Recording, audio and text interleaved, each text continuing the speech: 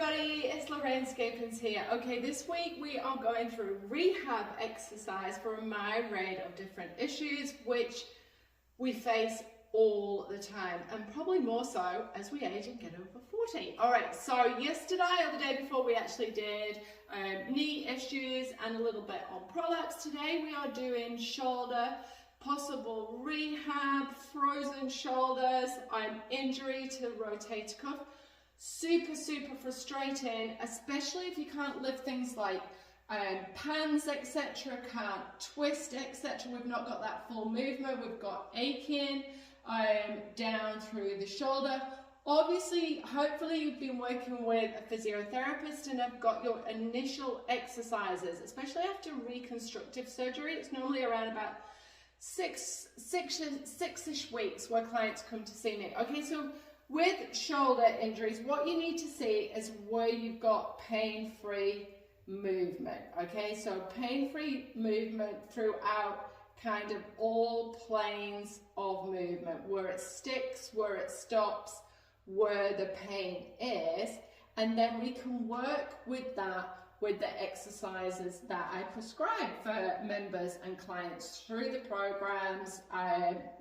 So today we're going to start off with a couple of exercises that should suit most of you. Most of you for shoulder issues, we've got to look at placement of the shoulder. What we need to try and avoid, what we've got to do here is help the rotator cuff, which is kind of your shoulder stabilizers. We talk about your core stabilizers a lot, pelvic floor, transverse, multifidus, etc. But your shoulder has your rotator cuff core muscles that support it within its socket. Okay, so we often get pain with this pressure. Okay, so when we're picking babies up all the time, lifting things around, forward position on the computers, then we go and do something else, ping, snatch, etc. Okay, so we've got to try and keep, when we're moving throughout those planes, we need to try and keep that shoulder in its nice position without it kind of slipping forward.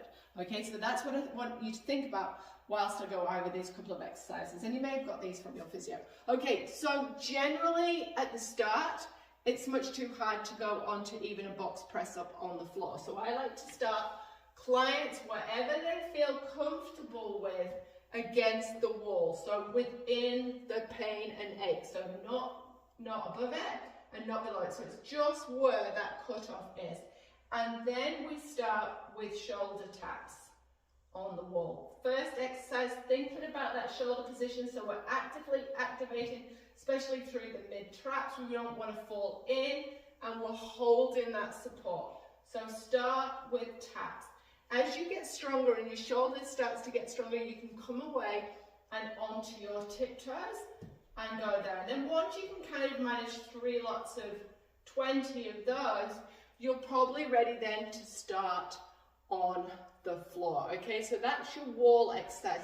For flexibility and movement, I do get a lot of clients to start here and then to start to move, especially with reconstructive surgery, chemotherapy, radiation, etc., and really starting to move through that movement. Okay, let's have a look at some band exercises as well. Okay, now once you've done your initial band exercises, generally from your physio, we've got internal and external rotation.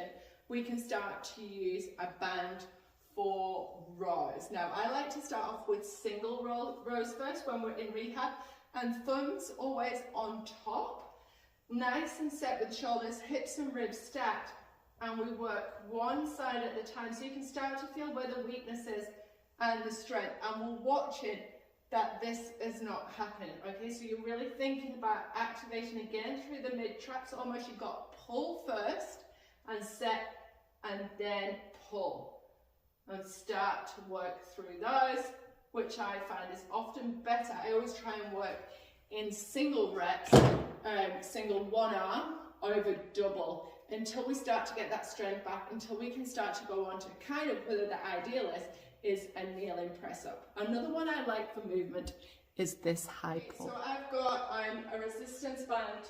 It's quite hard if you're working at home because you cannot necessarily wrap it round higher, but you can get a similar effect from just pulling a band down, which I will show you in a second. So this is to create movement. So you don't want it to, this is what you've got to think about when you are rehabbing injuries. It's thinking about getting through more of pain-free movement and then going for strength at first. Your strength is going to start to develop. Okay, so wherever your movement starts, and you can kind of move one hand to lift it up. So if you've only got this kind of movement, you can do your pull here. So we've got both hands working the same, but you can watch through the mirror, hopefully, and pull down. Then when you start to get better, more movement, you can start to stretch and work out. And then obviously we're working for a heavier rep. This is really good when you've started to get that kind of full movement.